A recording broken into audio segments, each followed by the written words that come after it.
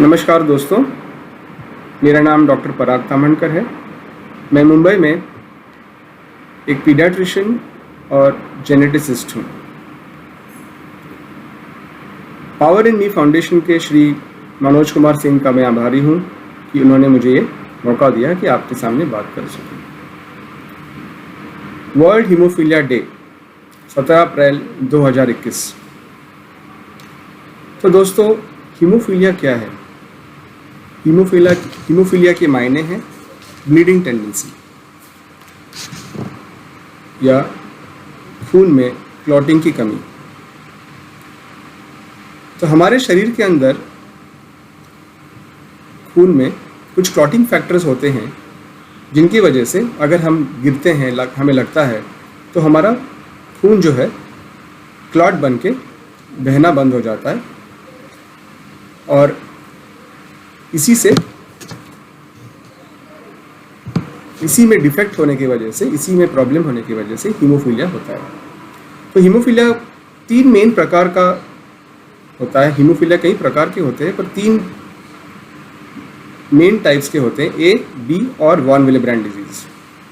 तो haemophilia A जो होता है वो फैक्टर 8 की कमी से होता है। हीमोफीलिया बी जो होता है वो फैक्टर 9 की कमी से होता है। और वॉन विलेब्रेंड डिजीज़ ये वॉन विलेब्रेंड फैक्टर की कमी से होता है। तो ये फैक्टर्स क्या हैं? ये फैक्टर्स ब्लड में होते हैं, जो अलग अलग प्रोटीन्स होते हैं, और ये हमारे प्लेटलेट्स के साथ बाइंड होके हमारे खून में क्लॉट बनाते हैं। तो हीमोफीलिया के मरीज़ को कैसे डायग्नोसिस कैसे निदान किया जाता है? तो फैक्टर के कमी के हिसाब से 3 मेन प्रकार के हीमोफीलिया है: सीवियर हीमोफीलिया, मॉडरेट और माइल्ड। सीवियर हीमोफीलिया का मतलब है फैक्टर का लेवल्स जो है 1% से भी कम, 1% से भी कम होता है। मॉडरेट का मतलब होता है फैक्टर के लेवल्स ब्लड में 5% तक होते हैं, 2% से 5% तक होते हैं। और माइल्ड का मतलब होता है फैक्टर के लेवल 5% से लेके 50% तक होता है। तो जो सीवियर हीमोफीलिया के मरीज़ होते हैं उनको पहले ही 2-3 साल में जॉइंट ब्लीड्स होते हैं। इसका मतलब है कि बड़े जोड़ों में, जैसे घुटना है, एल्बो है, एंकल है, उसमें अपने आप स्पॉन्टेनियसली ब्लीडिंग हो जाता है, खून जम जाता है, जिसे हीमार्थ्रोसिस कहा जाता है। या गिरने पे, चोट आने पे ब्लीडिंग नहीं रुकता है, रक्तस्राव बंद नहीं होता है। या कभी इंजेक्शन लेने गए जैसे वैक्सीनेशंस के लिए, तब मसल्स में हीमेटोमा या ब्लड जम जाता है। या कभी कभार, रेयरली, ब्रेन में क्लॉट्स बन जाते हैं। तो इन्हें हम कैसे डायग्नोसिस कर सकते हैं? तो सबसे पहले है कि जब हमें पता नहीं है कि कौन सा टाइप का हीमोफीलिया है, तो ब्लड में ही फैक्टर के लेवल्स चेक किए जा सकते हैं और बेसिक टेस्ट भी किए जा सकते हैं। सबसे पहले बेसिक टेस्ट जो होते हैं वो प्लेटलेट के लेवल्स देखे जाते हैं, और 2 टेस्ट्स, प्रोथ्रोम्बिन टाइम और APTT, ये 2 टेस्ट किए जाते हैं। तो प्लेटलेट लेवल्स जो हीमोफीलिया ए और बी होता है उसमें प्लेटलेट लेवल्स नॉर्मल होते हैं, but APTT test, activated partial thromboplastin time, अब नॉर्मल होता है, बढ़ा हुआ होता है। उसके बाद फैक्टर के टेस्ट किए जाते हैं, फैक्टर के एसेज किए जाते हैं, या तो मिक्सिंग एसेज किए जाते हैं या हर एक फैक्टर को जांच किया जाता है। फैक्टर 8 और फैक्टर 9 को जांच किया जाता है। जब ये फैक्टर की कमी पता चल जाती है कि कौन से टाइप की है, तब उसी टाइप के फैक्टर को रिप्लेस किया जाता है। जब हमें ब्लीडिंग होता है तब फैक्टर चढ़ाया जाता है ब्लड में इंट्रावीनसली। पहले ज़माने में फैक्टर्स नहीं मिलते थे, अभी फैक्टर्स, रिकॉम्बिनेंट फैक्टर्स जो DNA टेक्नोलॉजी से बनाए गए हैं वो मिलते हैं। तो जिस जगह पे फैक्टर्स अवेलेबल नहीं होते हैं वहाँ पे प्लाज्मा भी चढ़ाया जाता है, या क्रायोप्रेसिपिटेट, हीमोफीलिया ए को क्रायोप्रेसिपिटेट, या फैक्टर 9 के पेशेंट्स, हीमोफीलिया बी पेशेंट्स को फैक्टर 9 के कॉन्सेंट्रेट्स भी चढ़ाए जाते हैं। हीमोफीलिया एक जेनेटिक डिजीज़ है। जेनेटिक डिसीज़ के मायने क्या होता है कि हमारे गुणों में कमी होती है। तो हमारे गुण कैसे होते हैं? इंसान के हर कण के अंदर डीएनए होता है, न्यूक्लियस के अंदर। ये जो डीएनए क्रोमोसोम्स का आकार लेते हैं। तो हमारे क्रोमोसोम्स या गुणसूत्र होते हैं हर कण के अंदर, और हर कण में 46 क्रोमोसोम्स होते हैं, 23 जोड़ियाँ। उनको नंबर दिए गए हैं 1 से 22, और 23वीं जोड़ी होती है XX या XY। XX मतलब लड़की, XY मतलब लड़का। हीमोफीलिया ए और बी के जीन फैक्टर 8 F8 जीन और F9 जीन क्रोमोसोम X पे होता है, जो लड़कों को अपनी माँ से मिलता है। तो फैक्टर 8 जीन में या फैक्टर 9 जीन में स्पेलिंग मिस्टेक होने से, अब ये डीएनए क्या होता है? ये डीएनए कोड है। 4 प्रकार के लेटर्स होते हैं, A, C, T और G। तो जब ये लेटर्स में स्पेलिंग मिस्टेक होता है, तो ये एक पन्ने जैसा होता है जिसके अंदर बहुत सारे अक्षर लिखे गए हैं। तो इस अक्षर में कहीं मिस्टेक आने से, कहीं स्पेलिंग मिस्टेक आने से ये प्रोटीन शरीर में बनता नहीं है। तो हम एक डीएनए टेस्ट के द्वारा जिन पेशेंट्स में फैक्टर 8 की कमी है, उनको फैक्टर 8 के जीन का डीएनए टेस्ट किया जाता है। जिन पेशेंट्स को, जिन मरीजों को फैक्टर 9 की कमी है, उनको फैक्टर 9 F9 जीन का टेस्ट किया जाता है। फैक्टर 8 जीन में ज़्यादा करके जो सीवियर हीमोफीलिया के पेशेंट्स हैं, उनमें 2 कॉमन प्रॉब्लम्स पाए जाते हैं, जिसको बोलते हैं इंट्रॉन 22 या इंट्रॉन 1 इन्वर्जन। तो ये जो है कॉमन टेस्ट किया जाता है डीएनए टेस्ट से, पता कर सकते हैं कि वो इंट्रॉन 22 मतलब अंदर जो पार्ट होता है एक्सॉन और इंट्रॉन, उसमें से इंट्रॉन नंबर 22 इन्वर्ट हुआ होता है। तो ये जो है एक पीसीआर टेस्ट से डायग्नोस किया जाता है, पॉलीमरेज चेन रिएक्शन से डायग्नोस किया जाता है। घर में जो लेडीज़ हैं उनका भी टेस्ट किया जा सकता है, उनका भी फैक्टर ऐसे चेक किया जा सकता है, और ये भी जान सकते हैं कि वो इस बीमारी के लिए कैरियर है क्या। जो औरतें होती है, जो पेशेंट्स की माँ हो सकती है, उसमें ये जीन हो सकता है। काफ़ी सारे केसेस में, जैसे 1/3 केसेस में, 30% केसेस में ये प्रॉब्लम माँ से नहीं आता है, अपने आप जीन में आता है।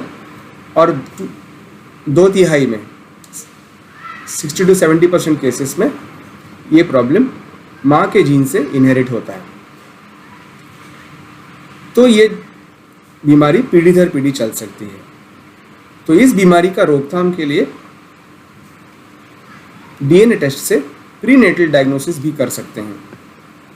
और आज के इस टेक्नोलॉजी एज में टेस्ट ट्यूब बेबी या इन विट्रो फर्टिलाइजेशन करके प्री इम्प्लांटेशन जेनेटिक डायग्नोसिस भी किया जा सकता है। प्री इम्प्लांटेशन जेनेटिक डायग्नोसिस का मतलब है बाहर टेस्ट ट्यूब बेबी में एम्ब्रियो से कुछ कण निकाल के डीएनए टेस्ट करना, और ये भी पता कर सकते हैं कि बेबी में हीमोफीलिया का प्रॉब्लम गया है या नहीं गया है। तो इन टेक्नोलॉजी से ये बीमारी का रोकथाम किया जा सकता है। जो मरीज हैं उनके लिए भी जीन थेरेपी के ट्रायल्स शुरू हो चुके हैं।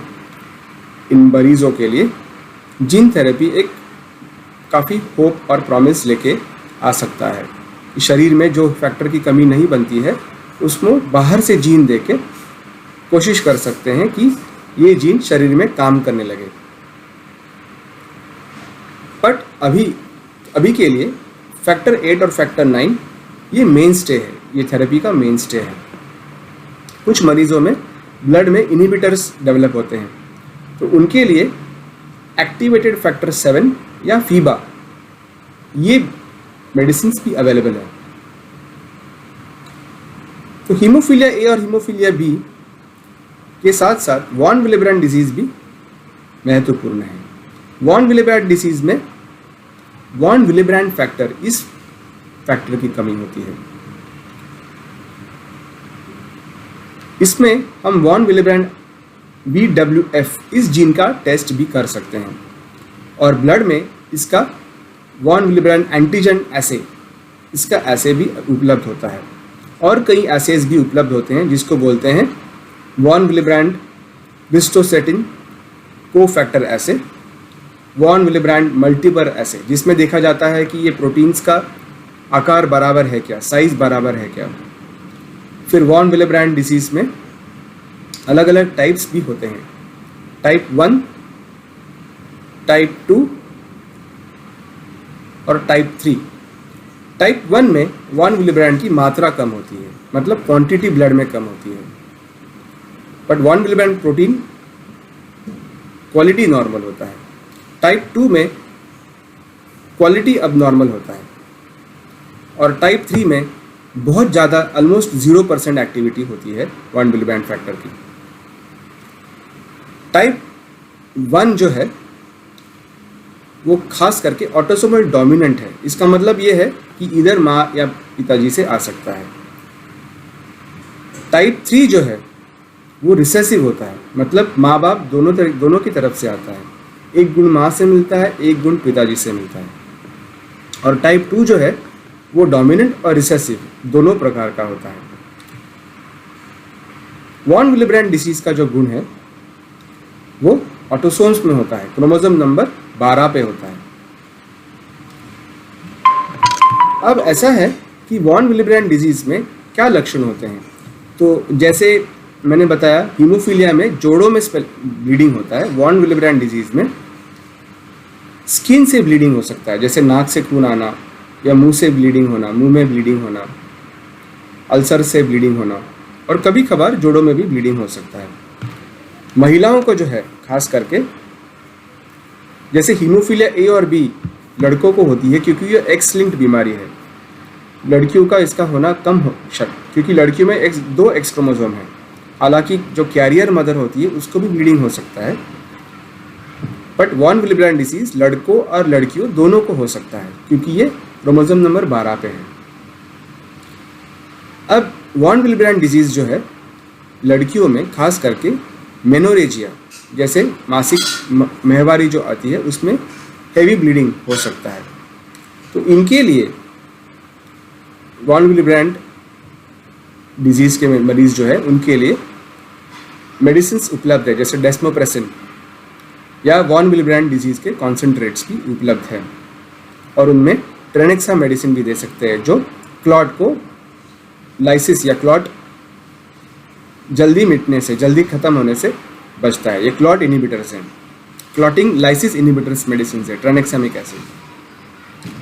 तो ये सारी उपलब्धियां मेडिसिन जो है इसके बारे में जानकारी आप अपने डॉक्टर से ले सकते हैं। वॉन विलेब्रैंड डिजीज ज़्यादा करके माइल्ड बीमारी होती है। इसके लिए भी स्पेशली जो टाइप 3 बीमारी है जो माँ बाप दोनों की तरफ से आती है, जिसको काफ़ी सीवियर ब्लीडिंग, हीमोफीलिया जैसा जो प्रेजेंटेशन है, उसके लिए भी रोकथाम के लिए डीएनए टेस्ट उपलब्ध हैं।